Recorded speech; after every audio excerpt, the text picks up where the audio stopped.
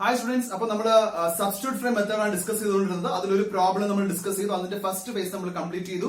അതിനകത്ത് മെൻഷൻ ചെയ്തിട്ടുണ്ടായിരുന്നത് first calculate ചെയ്യാൻ പറഞ്ഞിട്ടുണ്ടായിരുന്നത് maximum sagging moment in the span BC ആണ് ക്വസ്റ്റനിൽ കാൽക്കുലേറ്റ് ചെയ്യാൻ പറഞ്ഞിട്ടുണ്ടായിരുന്നത്. അത് നമ്മൾ ചെയ്തു.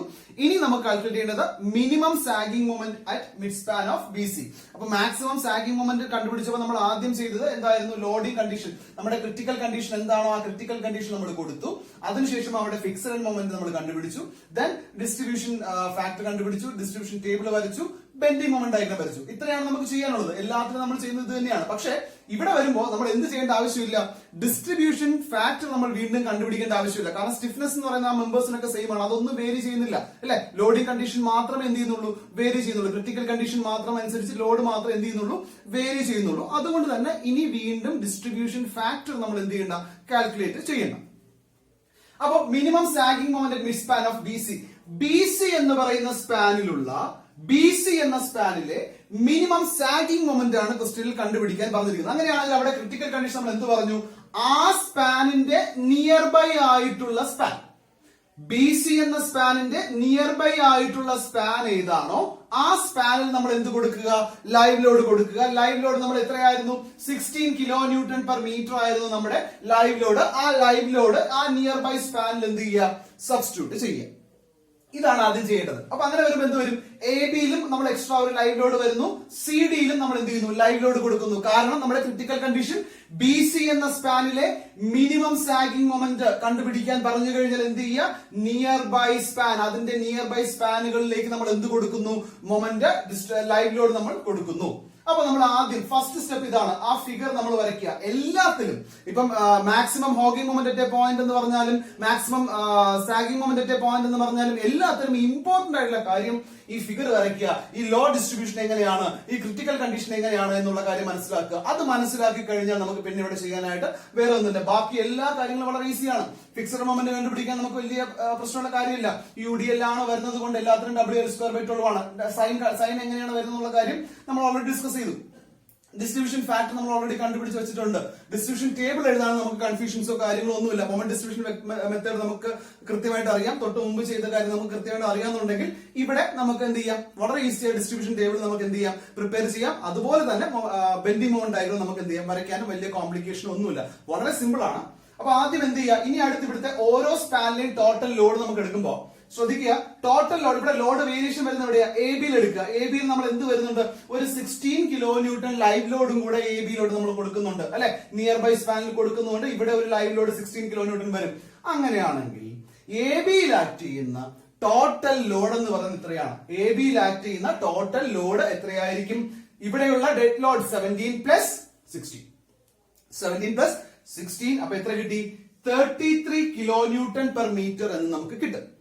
ടോട്ടൽ ലോഡ് അറ്റ് CD-യിലുള്ള ടോട്ടൽ ലോഡ് ആണ് നമ്മൾ കാൽക്കുലേറ്റ് ചെയ്യുന്നുണ്ടെങ്കിൽ ശ്രദ്ധിക്കുക, 14.5 പ്ലസ് 16 ഈസ് ഈക്വൽ ടു 13.5. അതായത് 16 plus 14.5 kilo newton per metre. So in total 30.5 kilo newton per metre എന്ന് നമുക്ക് അവിടെ കിട്ടും.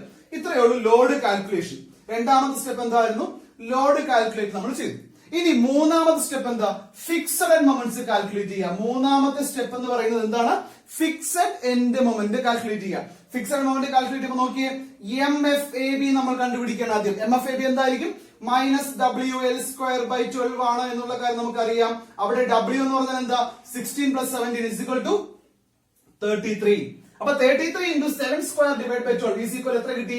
134.75 എന്നുള്ള കാര്യം നമുക്ക് കിട്ടും. അത് അങ്ങനെയാണെങ്കിൽ MFBA എന്തായിരിക്കും? സൈൻ നേരെ തിരിച്ചാ പോരെ, പ്ലസ് 134.75 കിലോ ന്യൂട്ടൺ മീറ്റർ എന്ന് നമുക്ക് എന്ത് ചെയ്യുന്നു? കിട്ടുന്നു MFBA. ഇനി ഈ രണ്ട് കോളം മെമ്പേഴ്സ് എടുത്ത് നോക്കി. A1 എന്ന കോളവും A2 എന്ന കോളം മെമ്പർ കൺസിഡർ ചെയ്യുക. അങ്ങനെയാണെങ്കിൽ MFAA1ഉം MFAA2ഉം എന്തായിരിക്കും? 0 കിലോ ന്യൂട്ടൺ മീറ്റർ ആണ്. കാരണം എന്താ 0 കിലോ ന്യൂട്ടൺ മീറ്റർ വരാൻ കാരണം അവിടെ പ്രത്യേകിച്ച് ലോഡോ കാര്യങ്ങളോ ഒന്നും വരുന്നില്ല. അതുകൊണ്ട് തന്നെ അവിടെ എന്തായിരിക്കും? ഫിക്സഡ് എൻഡ് മൊമെന്റ് എന്ന് പറയുന്നത് എന്താണ്? 0 കിലോ ന്യൂട്ടൺ മീറ്റർ ആയിരിക്കും. ഇനി MFBB1 MFBB1ഉം MFBB2 എടുക്കുമ്പോഴോ അതും 0 കിലോ ന്യൂട്ടൺ മീറ്റർ ആയിരിക്കും. MFBC എടുത്തു കഴിഞ്ഞാൽ എന്ത് തന്നെയാണ് എക്സ്പ്രഷൻ? -WL²/12 ആണ്. അങ്ങനെയാണെങ്കിലോ സബ്സ്റ്റിറ്റ്യൂട്ട് ചെയ്യുക. ഡബ്ല്യുവിന്റെ വാല്യൂ നമുക്കറിയാം, അവിടെ അറിയാം എത്രയാ, 15.5 ആണ് into 3.5 the whole square divided by 12 is equal to minus 15.82 kilo newton metre എന്ന് എനിക്ക് ഇവിടെ ഫിക്സഡ് മൊമെന്റ് എന്ത് ചെയ്യുന്നു കിട്ടുന്നു. അങ്ങനെയാണെങ്കിൽ MFCB എന്തായിരിക്കും, 15.82 കിലോ ന്യൂട്ടൺ മീറ്റർ എന്നായിരിക്കും എനിക്ക് എന്തിന്റെ വാല്യൂ കിട്ടുക, MFCB യുടെ വാല്യൂ കിട്ടുക. ദെൻ MFCC1 ഉം MFCC2 ഉം എടുത്തു കഴിഞ്ഞാലോ 0 കിലോ ന്യൂട്ടൺ ആണ്. അതിലും സംശയമൊന്നുമില്ല, ഓൾറെഡി നമ്മൾ പറഞ്ഞു കഴിഞ്ഞു എങ്ങനെയാണ് അത് വരുന്നതെന്നുള്ള കാര്യം. MFCD എടുത്തു കഴിഞ്ഞാൽ MFCD ആണെങ്കിൽ ഇവിടുത്തെ ടോട്ടൽ ലോഡ് എത്രയാ, 16 plus 14, അപ്പൊ മൈനസ് WL square by 12 എന്ന് പറയുമ്പോ minus 30.5 into 5 square divided by 12 എന്ന് വരുന്നു is equal to minus 63.54 kilonewton meter. Therefore MFDC is equal to 63.54 kilonewton meter. ഈ രണ്ട് കോളം മെമ്പേഴ്സ് കൺസിഡർ കഴിയുമ്പോഴോ MFD1 is equal MFD2 is equal to 0 kilonewton meter. അപ്പൊ മൂന്നാമത്തെ step നമ്മൾ എന്ത് ചെയ്തു, ഫിക്സഡ് മൊമെന്റ് നമ്മൾ എന്ത് ചെയ്തു, കണ്ടുപിടിച്ചു. ഇനി നമുക്ക് നേരെ എങ്ങോട്ടേക്ക് പോകാം, എങ്ങനെയാണ് ഡിസ്ട്രിബ്യൂഷൻ ടേബിൾ വരയ്ക്കുന്നത് എന്നുള്ള കാര്യം, എങ്ങനെയാണ് ഡിസ്ട്രിബ്യൂഷൻ ടേബിൾ ചെയ്യുന്നുള്ള കാര്യം നമുക്ക് നോക്കാം. അതിനുശേഷം ബെൻഡിങ് മൊമെന്റ് ഡയഗ്രത്തിലോട്ട് പോകാം. അപ്പൊ നമുക്ക് എന്ത് ചെയ്യാം, ഈ ഫേസ് നമുക്ക് എന്ത് ചെയ്യാൻ പറ്റും, കംപ്ലീറ്റ് ചെയ്യാനായിട്ട് പറ്റും. അപ്പൊ നമുക്ക് ഇനി ഡിസ്ട്രിബ്യൂഷൻ ടേബിൾ എങ്ങനെയാണ് ഫോം ചെയ്യുന്നുള്ള കാര്യം നമുക്ക് നോക്കാം. സോ ആദ്യം ചെയ്യേണ്ടത് എന്താ, ആ ഒരു ഫിഗർ ഒന്ന് നോക്കിക്കൊള്ളുക, എങ്ങനെയാണ് ആ ഫിഗർ വരുന്നത് എന്നുള്ള കാര്യം ഓർമ്മയുണ്ടാവണം. അതിലെ ജോയിന്റ്സ് ഏതൊക്കെയായിരുന്നു, ABCD എന്ന ജോയിന്റ്സ് ആയിരുന്നു. ഇതിന്റെ ഫിക്സ്ഡ് ആണ്, ABCD എന്ന ജോയിന്റ് ആയിരുന്നു.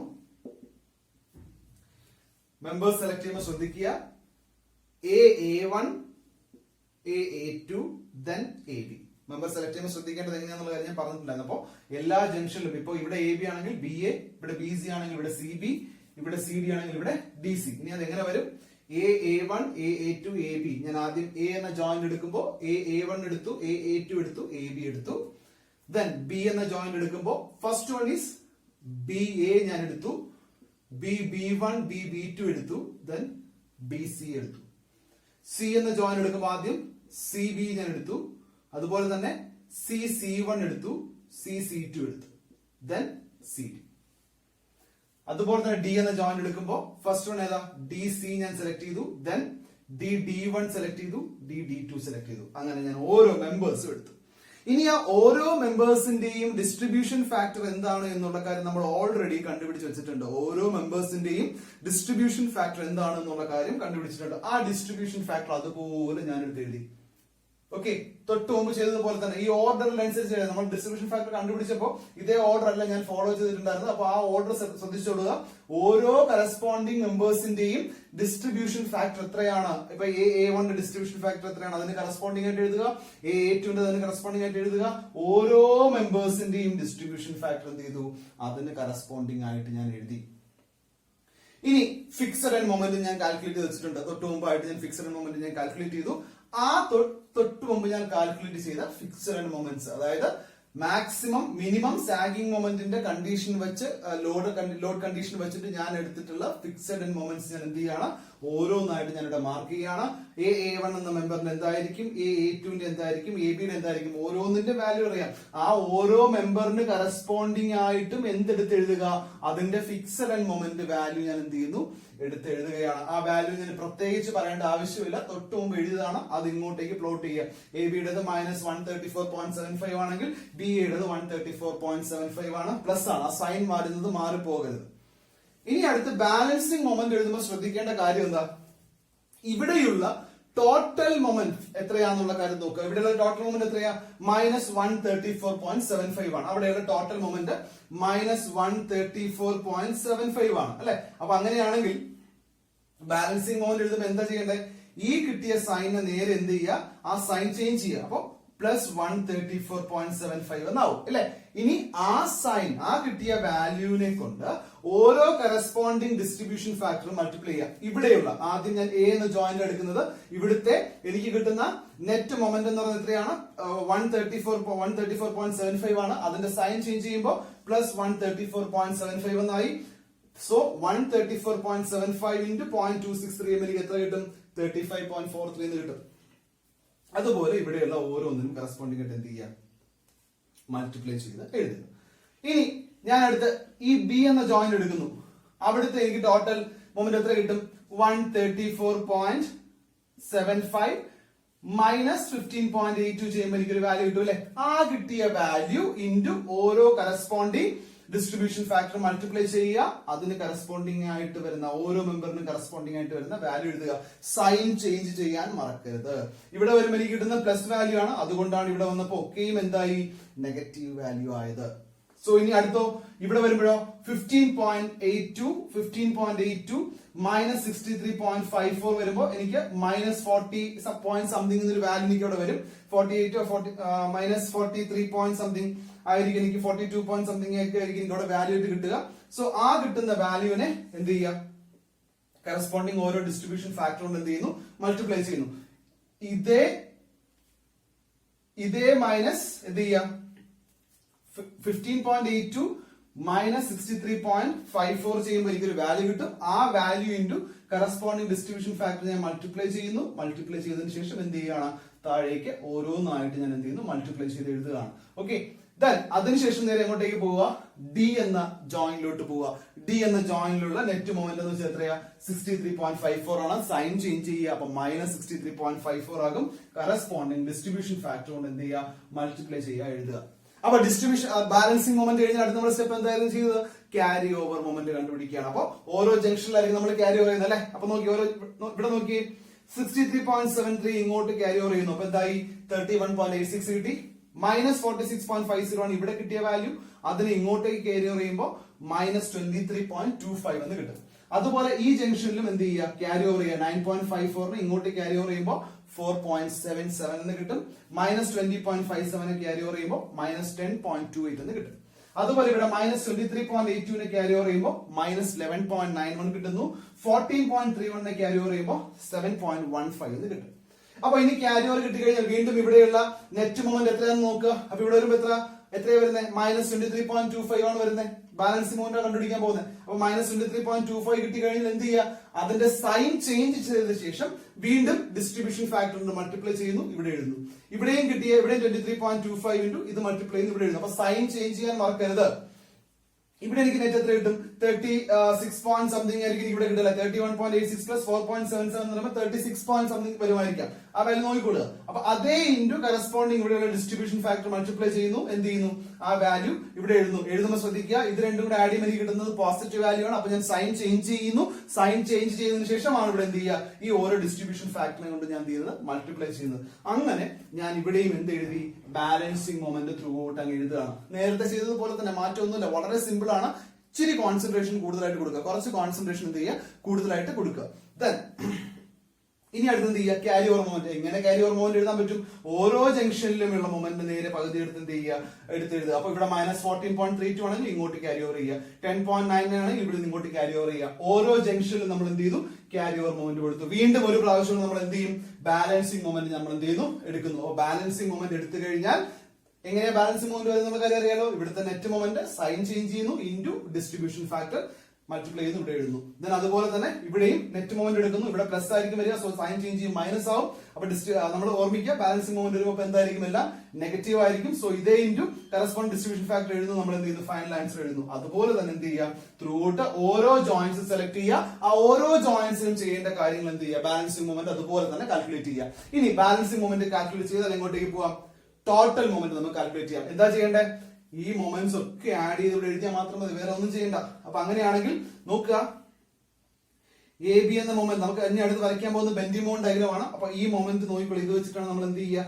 ബെൻഡിങ് മൊമെന്റ് ഡയഗ്രാം നമ്മൾ വരയ്ക്കാൻ പോകുന്നത്. ഈ കിട്ടുന്ന ഓരോ മൊമെന്റ് ഇതൊക്കെ എങ്ങനെ കിട്ടി, ഇവിടുന്ന് ഇങ്ങോട്ടേക്കുള്ള, അതായത് ഡിസ്ട്രിബ്യൂഷൻ ഫാക്ടർ ആഡ് ചെയ്ത് വെക്കരുത്, അതിന് താഴെയുള്ള ഫൈനൽ ലൈൻ മൊമെന്റ്സ് മൊത്തത്തിലുള്ള കാര്യങ്ങളാണ് ആഡ് ചെയ്യേണ്ടത്. ത്രൂ ഔട്ട് ആഡ് ചെയ്യുക, ആഡ് ചെയ്ത് ടോട്ടൽ മൊമെന്റ്സ് എന്ത് ചെയ്യുക, എഴുതുക. ഇത് യൂസ് ചെയ്തിട്ടാണ് നമ്മൾ എന്ത് ചെയ്യുക, ബെൻഡിങ് മൊമെന്റ് ഡയഗ്രാം നമ്മൾ എന്ത് ചെയ്യുന്നത്, വരയ്ക്കുന്നത്.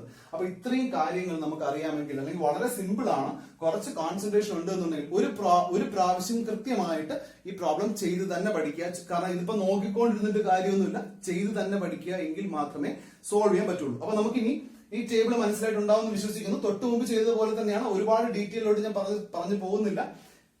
അപ്പൊ ആദ്യം ചെയ്യേണ്ടത് ജോയിന്റ് സെലക്ട് ചെയ്യുക, മെമ്പേഴ്സ്, ദെൻ അതിനുശേഷം ഡിസ്ട്രിബ്യൂഷൻ ഫാക്ടർ എഴുതുക, ഫിക്സഡ് മൊമെന്റ്സ് എഴുതുക, ദെൻ അതിനുശേഷം എന്ത് ചെയ്യുക, balancing moment, carry over moment, വീണ്ടും ബാലൻസിംഗ് മൊമെന്റ് കൊടുക്കുക, ക്യാരി ഓവർ മൊമെന്റ് വീണ്ടും ഒന്നും കൂടെ ബാലൻസ് ചെയ്യുക. അപ്പൊ എന്ത് ചെയ്യുക, 3 പ്രാവശ്യം മൊത്തം ബാലൻസ് ചെയ്യുന്നുണ്ട്, 2 പ്രാവശ്യം എന്ത് ചെയ്യുന്നുണ്ട്, ക്യാരി ഓവർ മൊമെന്റ് ചെയ്യുന്നുണ്ട്.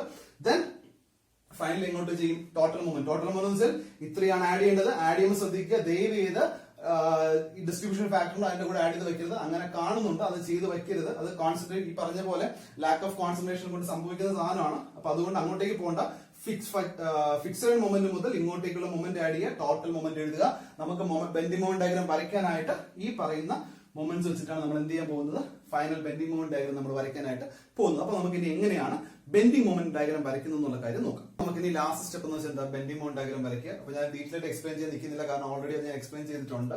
അപ്പൊ ഇവിടെ നമ്മൾ എന്ത് ചെയ്യുന്നു, ഓരോന്നിന്റെയും ഫൈനൽ മൊമെന്റ്സ് നമുക്കറിയാം. അതുപോലെ തന്നെ യുഡിയിൽ കാരണം ഉണ്ടാകുന്ന മൊമെന്റ് കണ്ടുപിടിക്കുന്ന എക്സ്പ്രഷൻ നമുക്കറിയാം, WL²/8 ആണ്. ലോഡ് എടുക്കുമ്പോൾ ശ്രദ്ധിക്കുക, ടോട്ടൽ ലോഡാണ് എടുക്കേണ്ടത്. ഓരോ സ്പാനിലും ആക്ട് ചെയ്യുന്ന ടോട്ടൽ ലോഡ് നമ്മൾ ഓൾറെഡി കണ്ടുപിടിച്ചു, അതാണ് അവിടെ എടുക്കേണ്ടത്.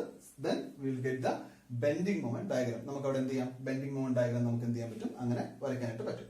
സോ ഇത്രയാണ് നമുക്ക് ഇതിൽ minimum sagging moment mid span of BC എന്ന് പറയുന്ന ഫേസിൽ നമുക്ക് ചെയ്യേണ്ടത്. ഇനി അടുത്ത് നമ്മൾ ഡിസ്കസ് ചെയ്യാൻ പോകുന്നത് maximum hogging moment at point B ആണ് നമുക്ക് ഇനി അടുത്ത് ഡിസ്കസ് ചെയ്യുന്നത്. അപ്പോൾ ശ്രദ്ധിക്കുക, അവിടെ നമ്മൾ ചെയ്യുന്ന പ്രൊസീജിയർ ഇതൊക്കെ തന്നെ ആയിരിക്കും. എന്താ, ആദ്യം നമ്മൾ എന്ത് ചെയ്യുന്നു, ടോട്ടൽ ലോഡ്, ആദ്യം ഒരു ക്രിട്ടിക്കൽ കണ്ടീഷൻ ഉണ്ടല്ലേ, ആ കണ്ടീഷൻ നമ്മൾ ആദ്യം എന്ത് ചെയ്യുന്നു, അപ്ലൈ ചെയ്യുന്നു, അതുള്ള ഫിഗർ വരയ്ക്കുന്നു. ദെൻ അതിനുശേഷം ഫൈനൽ എൻഡ് മൊമെന്റ്സ് നമ്മൾ കാൽക്കുലേറ്റ് ചെയ്യുന്നു.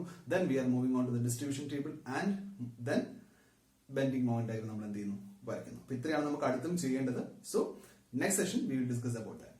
Thank you.